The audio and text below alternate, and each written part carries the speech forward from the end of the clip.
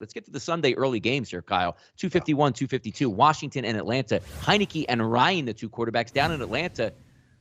Atlanta won, and I guess you could say that's good. They were down 14-7 in the fourth quarter, ended up winning 17-14 over the Giants. The Giants even got more injured, if that's even possible. I lost on a team total on the Giants.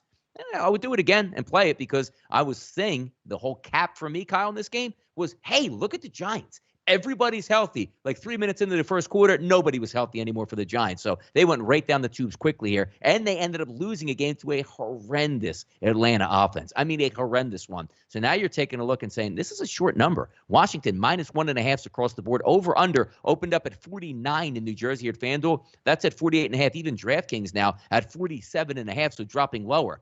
This is not one of those games, Kyle, that sticks out to me and says, boy, I want to run to the window and take points, but also at the same time, I don't care. Like, Atlanta stinks, and I'm just going to leave it there.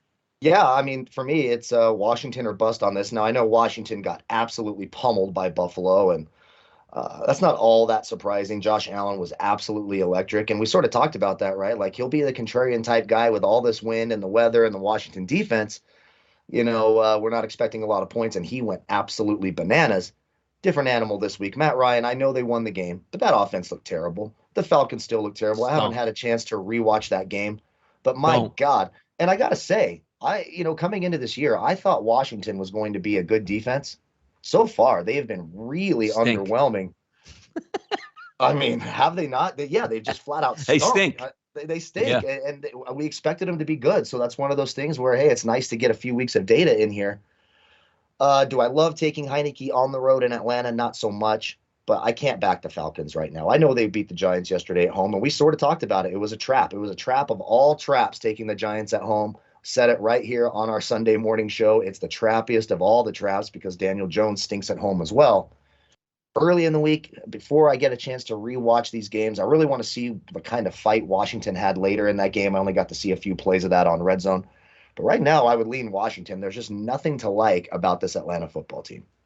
Yeah, I mean, they're just putrid all over. They have one wide receiver and nothing else. Oh, Pitts. Your quarterback is so slow in the pocket, a dead-ass arm back there. It's hard to take. So even though Washington, not a great football team, I like the quarterback better on Washington. I like the offensive line better on Washington. I like the wide receivers. Yeah, I guess it's sort of a push in that. The running backs, Antonio Gibson, a much better running back. And then if you flip it over on defense, yes, the secondary for the Washington football team does stink, but you can't abuse it. Matt Ryan throws blimps out there. It's amazing that they won that football game against a terrible New York Giants team out there, but they did. You got to give them credit for that. But I think the Atlanta Falcons are more like the team that got blown away by the Tampa Bay Buccaneers and blown away by the Eagles than the team that eked out a victory over the New York Giants. That's the way I lean early in the week. We'll see how and they could get Curtis Samuel back as well. Washington. Curtis Samuel is eligible to come off IR, and that will certainly help that offense in the slot.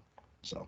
Yeah, if you're just asking me more of a trust on teams, like it's one of those where you would say, Kyle, betting on Atlanta feels like the Steelers, like it almost feels like the same offense. Like I just pray that I can get 5 yards from Matt Ryan's arm each and every play. So that's the way I feel in this one early in the week.